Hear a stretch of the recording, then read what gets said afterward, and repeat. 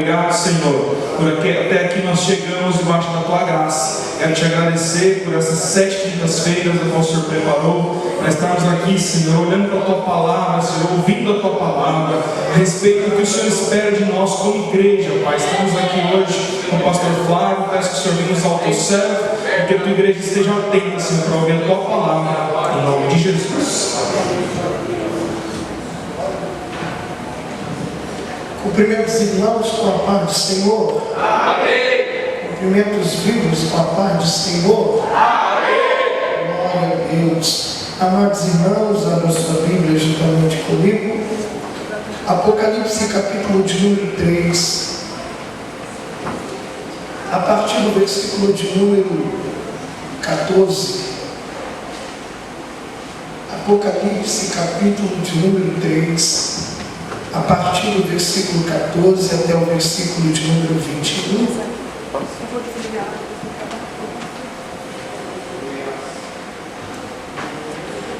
Enquanto os irmãos procuram, eu quero externar minha gratidão primeiramente ao bom Deus por essa rica oportunidade e tendo o privilégio de poder ministrar Sua palavra nesta noite, uma vez mais.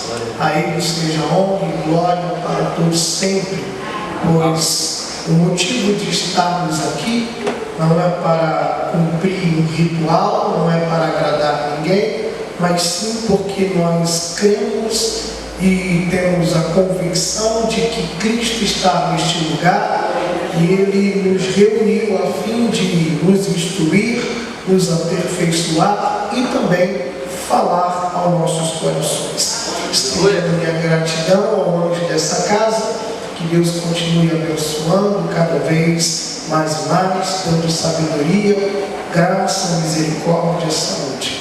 Aos demais irmãos, que Deus também continue sendo com as vossas vidas, abençoando vocês. Apocalipse capítulo 3, versículo 14, quem encontrou, diga: eu cheguei. Eu cheguei. Tem gente que demora caminhando até Apocalipse. Versículo 14 diz o texto, vou ler os números pares e os irmãos os números ímpares. Vamos lá? Ao anjo da igreja de Laodiceia escreve, isto diz o Amém, a testemunha fiel e verdadeira, o princípio da criação de Deus. Igreja, Eu sei as tuas obras, e nem és frio nem quente. Oxalá foras frio ou quente.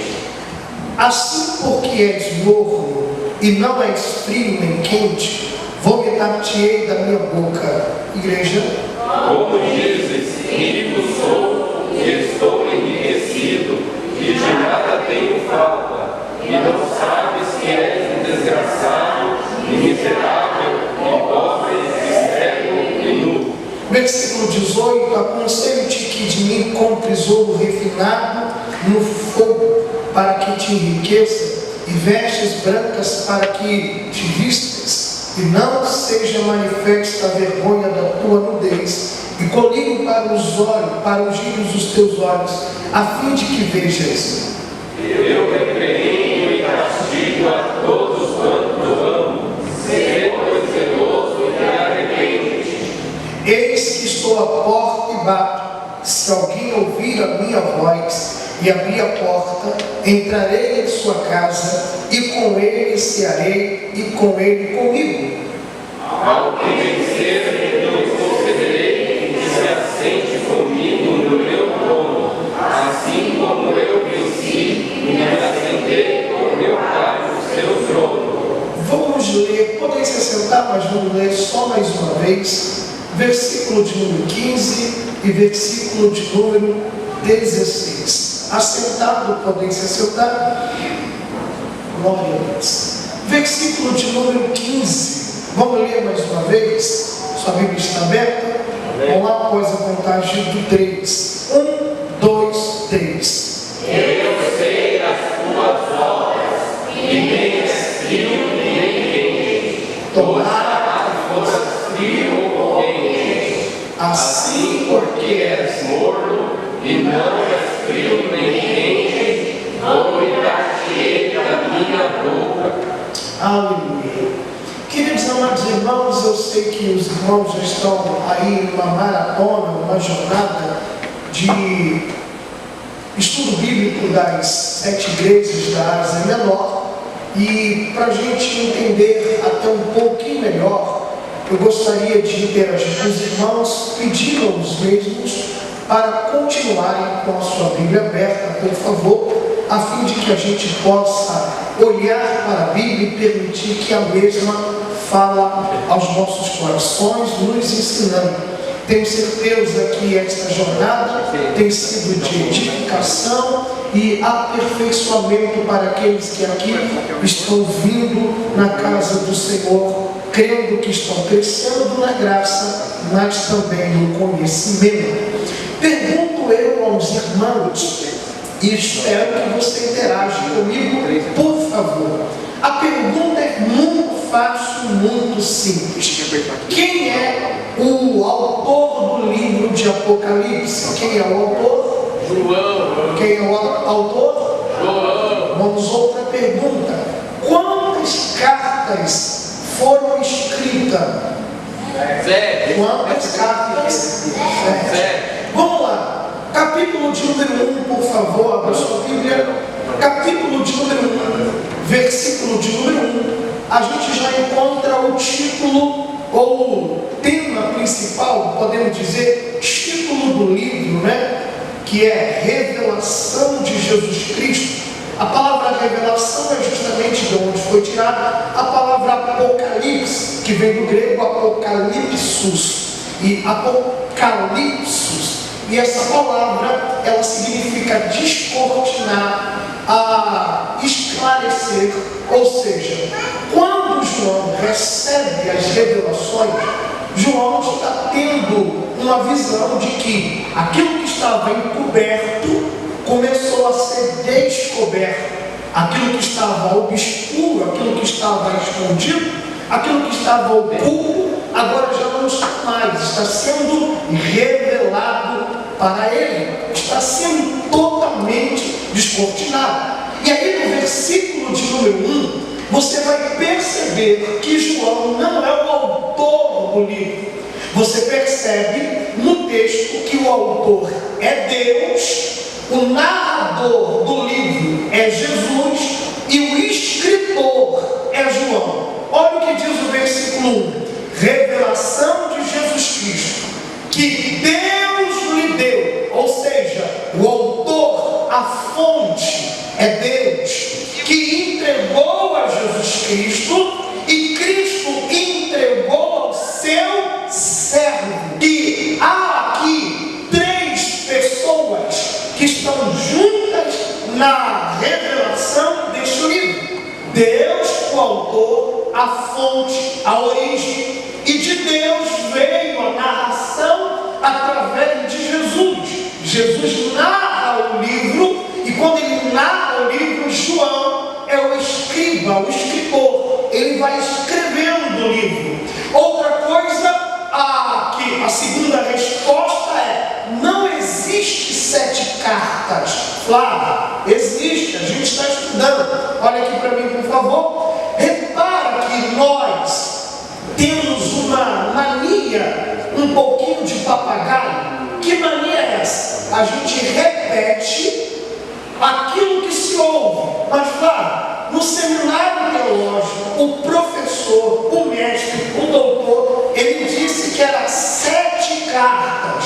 Porém, se você fuçar o livro de Apocalipse, você não vai encontrar Cristo ordenando escrever 7 cartas.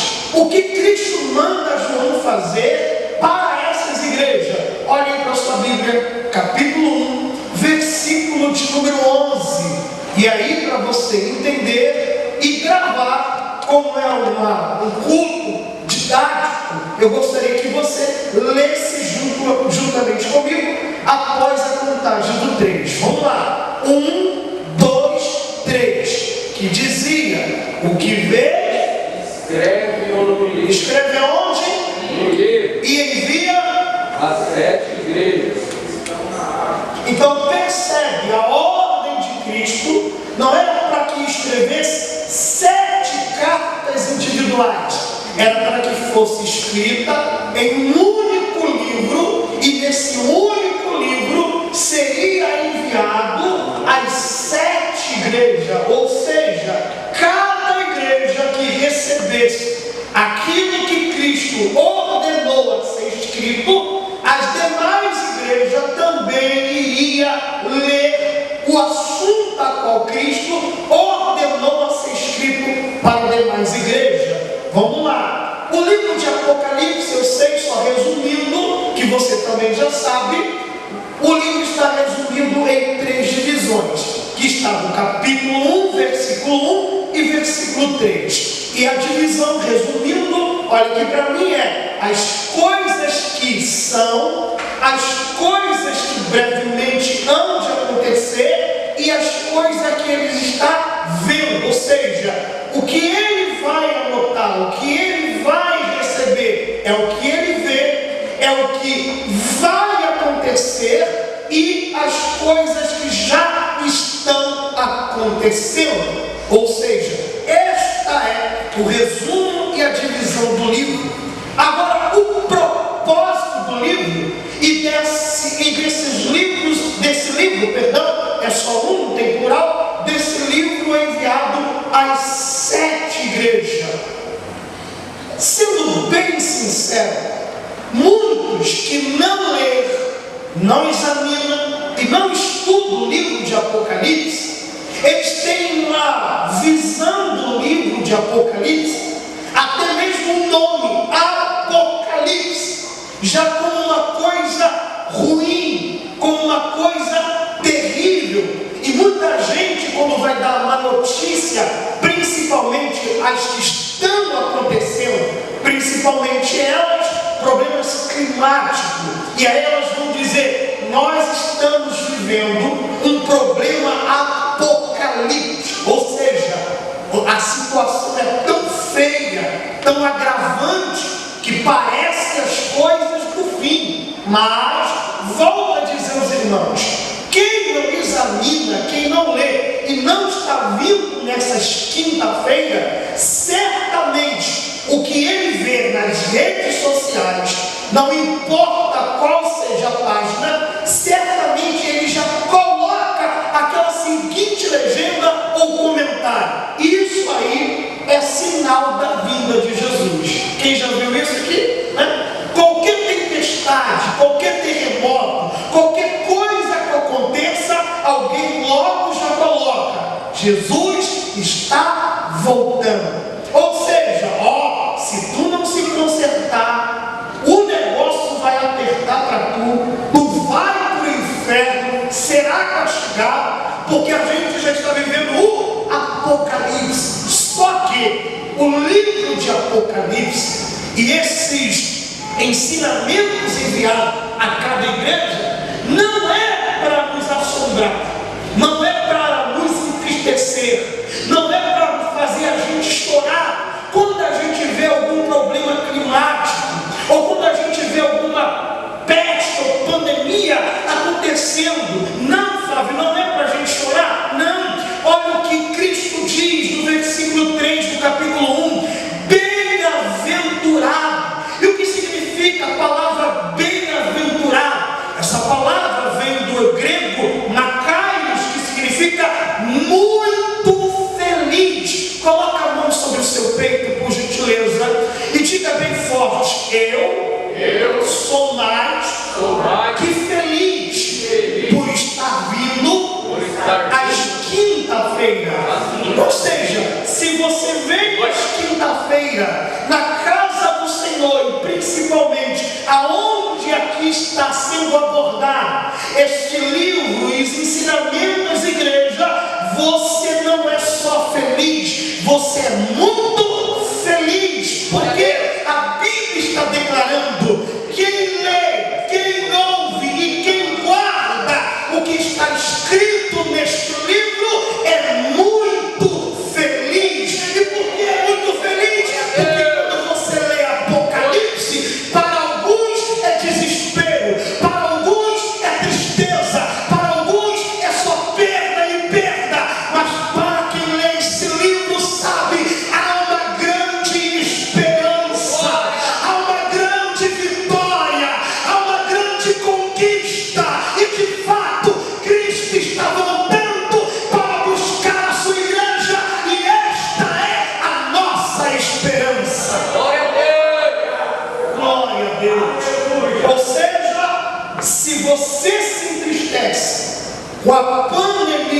não digo com as perdas, com quem se foi, estou dizendo com o que vem acontecendo. Não deve te entristecer, mas deve te dizer: há uma esperança. E qual é a esperança?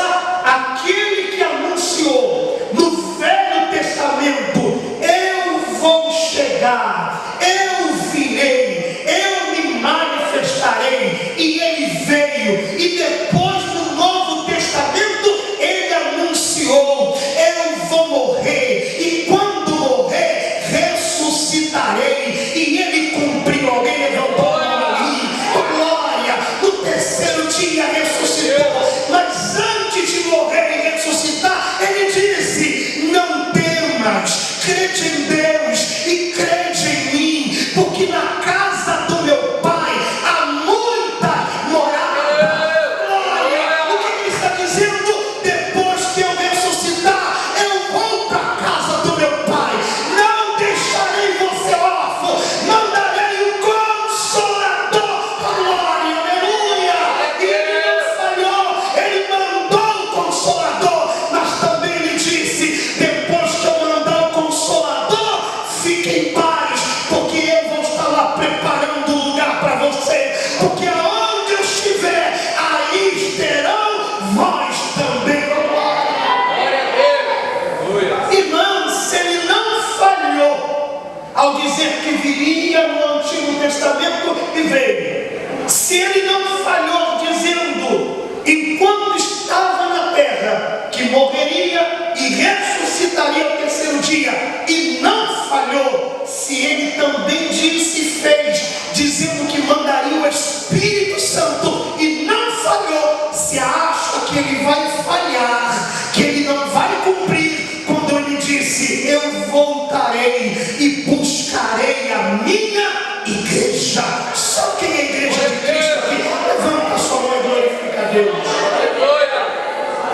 Você sabe, só relembrando, por qual motivo Cristo narra para João, segundo, para que as igrejas de todas as épocas fossem instruídas pela instrução de Cristo no passado. Até porque passado é história, e na história se aprende muita coisa.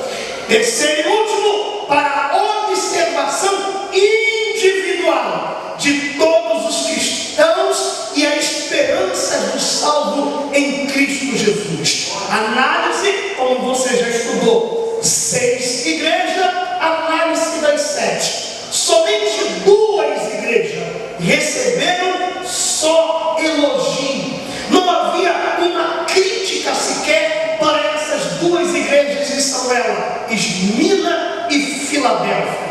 Muito se fala da igreja de Filadélfia, pouco se fala da igreja de Esmina, que não havia nenhuma crítica. Segunda observação, segunda análise, 4 igrejas receberam críticas e elogios também, que são elas, a igreja de Éfeso, Pérgamo, Tiatira e Sardes. Porém, somente uma não recebeu nenhum tipo de elogio sequer, mas só recebeu crítica. Qual é esta igreja? Laodiceia. Laodiceia só recebe crítica.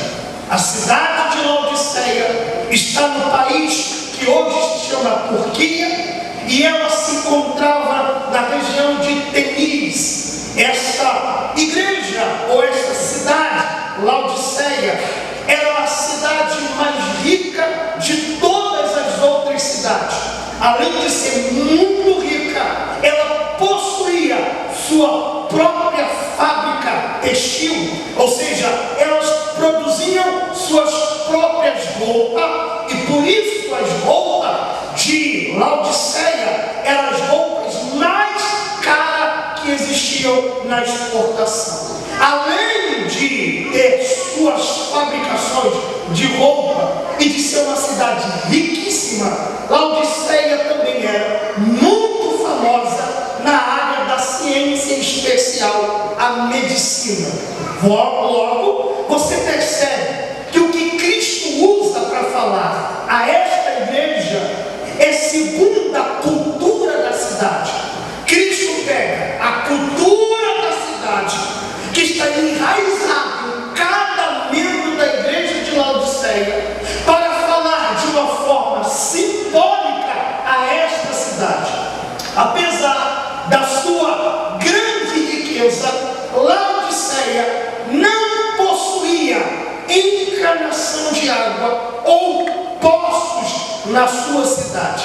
Não possuindo poços, não possuindo encanação, tubulação, Laodiceia não tinha como abastecer o povo com água própria.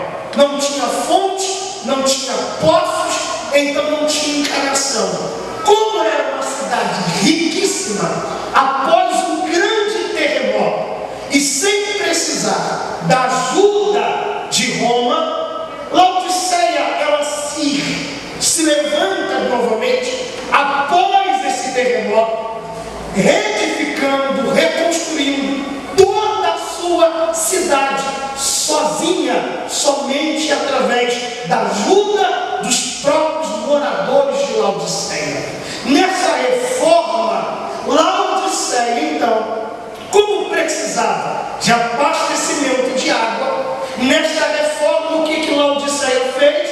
Ela fez 2 tipos de tubulação para trazer água para a cidade. A cidade mais próxima de Laodiceia era a cidade de Herápolis e a cidade de Colosso. A cidade de Herápolis, ela possuía águas termais, águas quentes. E aí, como eu não tenho uma memória muito boa, eu anotei aqui. As águas termais de Herápolis proporcionavam para aqueles que se banhavam nela alívio de dores reumáticas e conforto físico e mental, destacando que o controle da pressão arterial e o rejuvenescimento da pele, sem contar com a ação de anti-inflamatório e cicatrizante para quem se banhava nas águas termais. Ou seja, as águas de Herápolis produziam saúde para os banhistas da cidade. Os turistas que iam para a cidade de Herápolis e se banhavam em suas águas recebiam saúde na pele e também de uma forma mental. Ou seja, elas recebiam muito vigor e força nova em seu corpo. Já a cidade de Colosso é diferente. Enquanto as águas de Herápolis eram termais, quentes, as águas de Colosso eram frias. Ou seja, quem bebia as águas de Colosso sentia refrigério no corpo, alívio no seu corpo. Automaticamente, pegando as 2 encanações, fazendo 2 tubulações, quando as águas quentes e frias chegavam na cidade de Laodiceia, o que acontecia? Um choque térmico. Aconteceu esse choque térmico, as águas quentes e frias ficavam o quê? Mornas. É justamente essa cultura da cidade que toda a população sabe, que Cristo vai usar no versículo 15 e 16 para transmitir um recado para a igreja de Laodiceia. Igreja essa que, como o povo da cidade era riquíssimo, o povo da igreja também começou a falar o que a cidade falava. E o que eles falavam? Nós somos ricos e de nada temos falta. Ou seja, nós damos conta de nós mesmos. A igreja era tão independente e ela se virava sozinha que a igreja de Laodiceia preferiu deixar Cristo, o dono da igreja, do lado de fora e não sentia a falta dele do lado de dentro.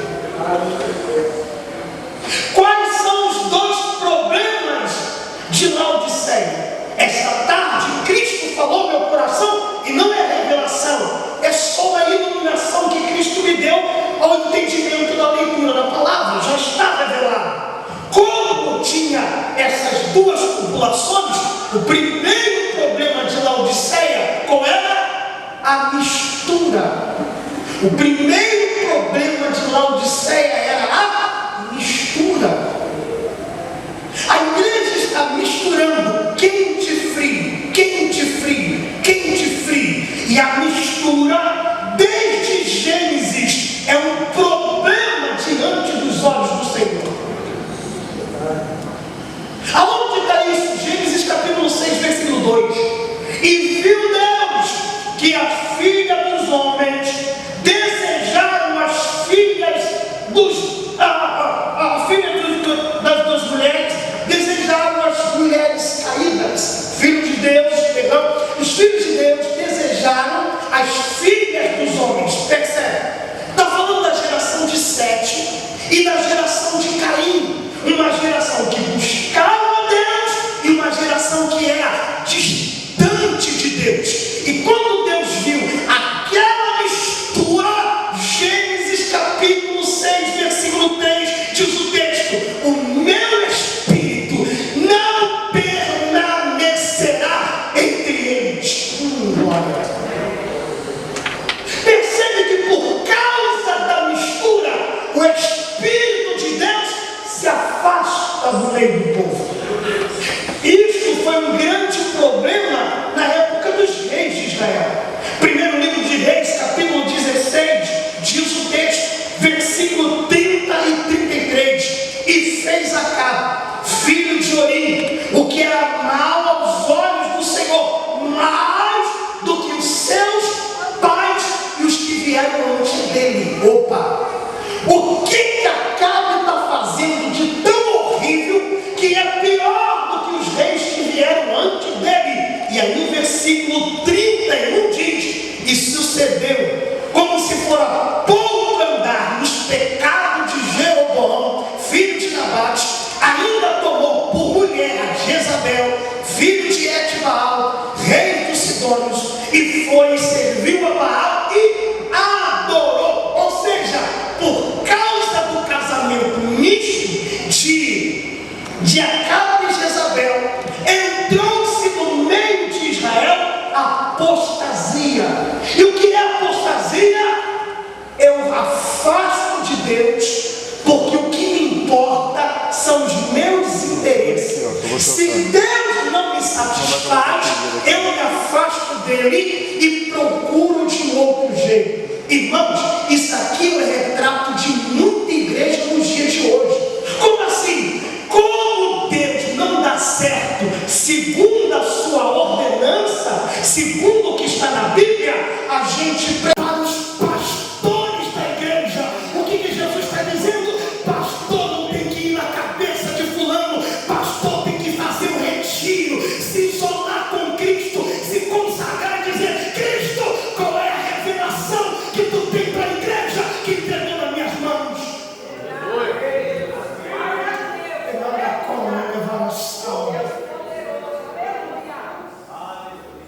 Aleluia. Por mais que o governo esteja na mão de homem, Apocalipse capítulo 1, versículo 12 e 13, ele diz: eis que eu estou no meio dos 7 candeeiros. Oh, glória. Olha o que o dono da igreja está dizendo: por mais que muitas delas me deixam do lado de fora e ainda fecha a porta, eu continuo sendo dono de cada uma. Além de estar no meio dela, eu tenho as 7 estrelas na mão. E quem é? Os pastores. Ele está dizendo: eu conheço cada uma, e para cada uma eu tenho a revelação, porque eu não perdi o controle da igreja. Oh, glória a Deus, aleluia. O segundo problema da igreja de Laodiceia, e aqui a gente começa a finalizar, além da mistura, o problema é que a igreja deixou de ser útil. Como assim, Flávio? Percebe? Como a água quente misturou com a fria, ela não gera mais saúde para quem a bebe ou se banha. Perdão. Quem se banha na água quente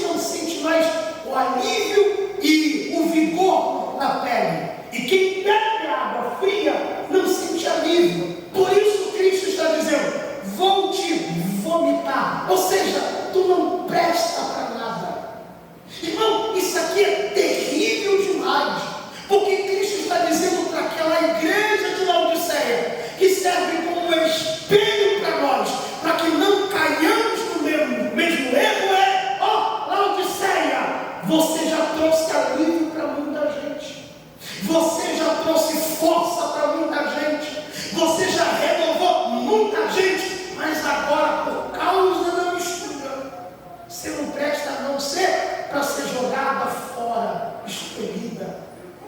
Irmão, isso aqui é sério. Porque Cristo está dizendo, vocês cresceram, vocês enriqueceram, vocês estão bem, mas vocês cantam para vocês, oram para vocês, pregam para vocês, mas esqueceu de quem está do lado de fora. Sejamos sinceros, irmão, a gente ama João capítulo 3, versículo 16. Eu sei que você conhece o texto de cor, mas abre sua Bíblia comigo e vamos rever esse texto. A gente ama esse texto. E como a gente ama? João, capítulo de número 3, versículo de número 16. João 3, 16. A gente ama esse texto. Está aqui? João. Vamos ler? 1, 2, 3. Porque Deus de tal maneira que deu seu Filho unigênito, para que toda vez que nele crê, não pereça, mas tenha a vida eterna. Quem ama esse versículo, diga glória a Deus. Glória a Deus. Te ama. Deus amou o mundo inteiro de tal maneira. Olha o exagero do amor de Deus. Agora, tem um texto que a gente não ama, e por que eu digo que a gente não ama? Porque a gente não cumpre ele. Quem é o escritor? O mesmo do Evangelho de João. Aonde está o texto? Primeira carta de João. Abre comigo, por favor. Lá no finalzinho da sua Bíblia. Primeira carta de João, capítulo 3 também. E o versículo também 16. A gente ama João 3,16, porque Deus amou o mundo de tal maneira, para aquele que nele crê não pereça, mas tenha vida eterna. Olha agora o mesmo João, no mesmo capítulo e o mesmo versículo, mas na sua primeira carta. Quem encontrou, diga amém. Ó, está aqui, ficou mais fácil, vamos ler? 1, 2, 3. Conhecemos que ele Nós devemos dar a vida pelos irmãos. ô glória. Vai dizer que não aperta um pouquinho a gente, porque a gente ama ver que Cristo se sacrificou por amor a nós, e nós que recebemos esse amor não nos sacrificamos por amar ao próximo. A gente vê gente indo ao inferno e a gente não se esforça da mesma forma que Cristo se esforçou para nos ganhar para Ele. Eu sei que arrocha um pouquinho, mas é o que Cristo escolheu para falar a esta igreja. Sejamos sinceros, irmãos. A gente quer muito de Deus, mas a gente não se esforça em prol do próximo. A gente vê pessoas perecendo, morrendo, e a gente não se preocupa com ele. Até quem diz assim, pastor Isaac: se sair 5, Deus manda 10. Quem já ouviu isso? Você já ouviu? Se sair 10, Deus manda 20. Você já ouviu isso? Eu espero que você nunca tenha falado isso. Por que não? Porque isso não é bíblico. Me responda, por favor. Quando Deus escolheu Jonas, Deus sabia que Jonas iria fugir? Sim ou não? Sim ou não? Mas Deus poderia ter escolhido outro no lugar de Jonas? Sim ou não? Claro que não, irmão. Se Deus já sabia que Jonas ia fugir, o que Deus fez? Jonas capítulo de número 2. Preparou um grande peixe para quê, irmão? Para voltar para o mesmo caminho. O que Deus está dizendo? Eu já te conheço, te escolhi, não foi à toa. Conheço o teu passado, conheço o teu presente e sei do teu futuro. E no teu futuro está escrito: vai fugir, vai sair, mas se sair, já preparei o caminho de volta. Aleluia! Olha para Elias, irmão. Elias, em 1 Reis capítulo 19, Elias quis parar na caminhada. E há quem diga assim: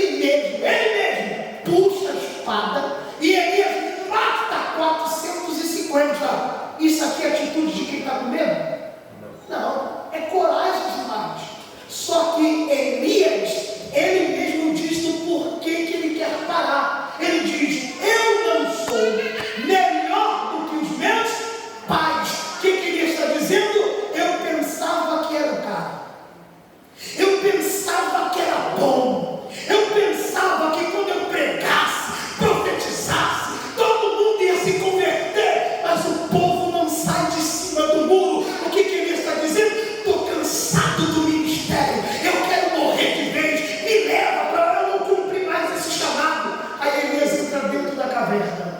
Deus está conversando com alguém aqui.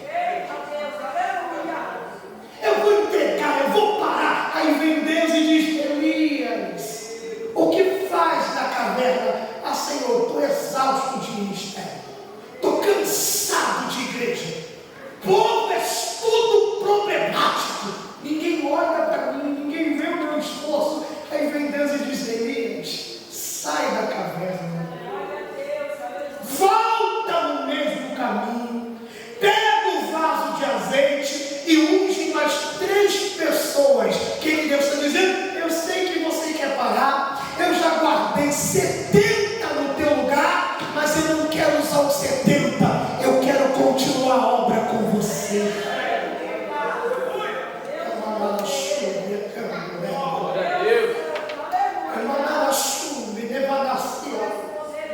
Deus está conversando com alguém aqui, e Deus está dizendo: por mais que esteja exausto, cansativo, eu renovo as tuas forças. Não canta para você, não pregue para você, porque tem muita gente precisando do azeite que Deus derramou sobre a tua vida. Aí eu vou entregar o departamento, ninguém faz nada. Aí Deus te trouxe para dizer: entrega não, porque se eu chamei você, o mistério está contigo. Mas fulano está dizendo que se fosse no meu lugar, faria não, porque se fosse ela de verdade, ela pegaria nas tuas mãos, levantaria igual Arão e Ur e diria: Júnior, a gente é mais forte. Oh, glória a Deus, aleluia. Feche os seus olhos e creia na sua cabeça. A igreja tinha o seu próprio diagnóstico: eu sou dependente, não preciso de ninguém, nem mesmo de Jesus. Mas o diagnóstico de Jesus foi: eu sei quem é você de verdade. Jesus nos reuniu hoje simplesmente para a gente refletir. Que tipo de crente você tem sido? Aquele que gera saúde? Aquele que gera alívio para o próximo? Ou você é o tipo de crente que está no automático? Quinta é dia de culto, eu tenho que ir lá bater carteirinha. Quinta é dia de culto, eu tenho que ir lá fazer o meu teatro, levantar a mão e gritar glória a Deus. Domingo é dia de culto e na hora da canção eu tenho que derramar uma lágrima, mostrar um coração com remorso. Que tipo de crente você tem sido? Eu conheço as tuas obras. Ele nos conhece. A exortação é radical, é forte, mas Cristo está fazendo isso porque Ele mesmo diz no versículo 19: eu repreendo, corrijo aquele a quem eu amo. Aleluia. É Cristo dizendo para nós: no seu primeiro amor você será outra pessoa. Agora você está bem no seu trabalho, no seu carro, sua casa. Não há mais aquela vida em você que transmite calor e vida para o próximo. Você não se preocupa com o próximo em abraçá-lo e mesmo sem sentir a dor e dizer: conta com as minhas orações.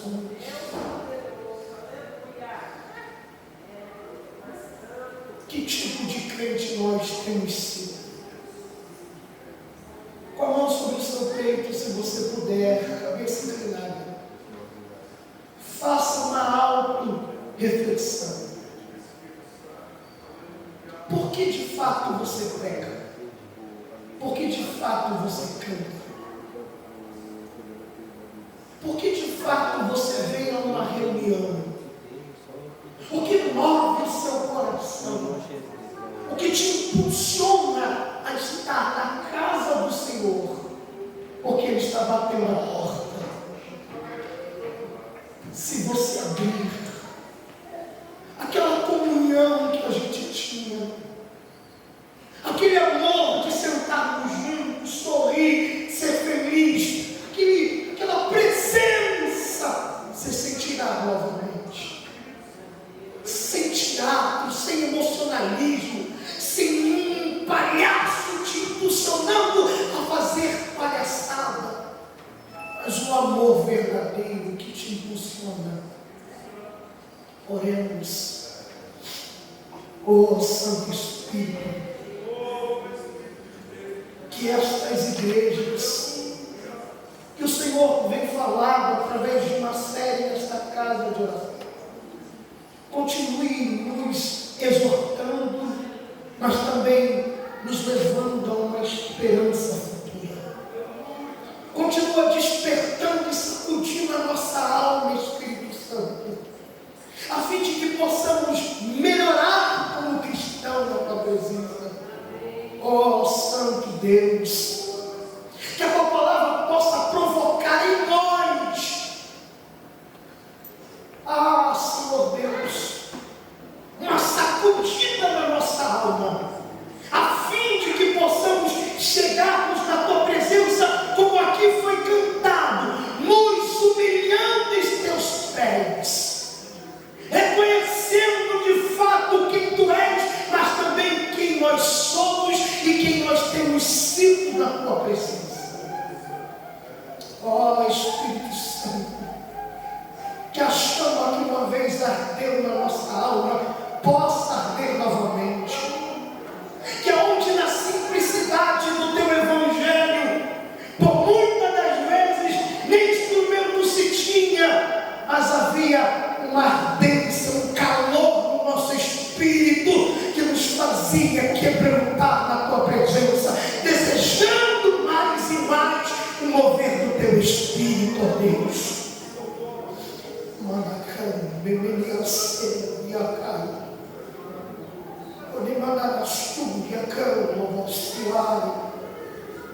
Oh Espírito Santo, de fato nós estamos bem, comparado à igreja, Senhor Deus, do primeiro século, comparado à igreja da era das trevas, comparado à igreja perseguida, comparado aos nossos pais que vieram ao nosso Brasil anunciar o Evangelho, foram escarnecidos, perseguidos, nada possuíam, mas havia amor dentro da alma de cada um. E por causa desse amor nós chegamos aqui e viramos discípulos, mas agora não fazemos mais discípulos. Desperta em nós esse amor pela obra, para que possamos voltar a fazer para o teu reino, sem desejar agradar um ou a outro, mas fazer para que o teu nome seja glorificado. Você pode botar a mão no seu peito e dizer para si mesmo: eu posso, como cristão, melhorar cada vez mais na presença do Senhor. Agora aponte por irmão, diga: e a gente junto é mais forte. Eu devolvo o microfone para quem é de direita.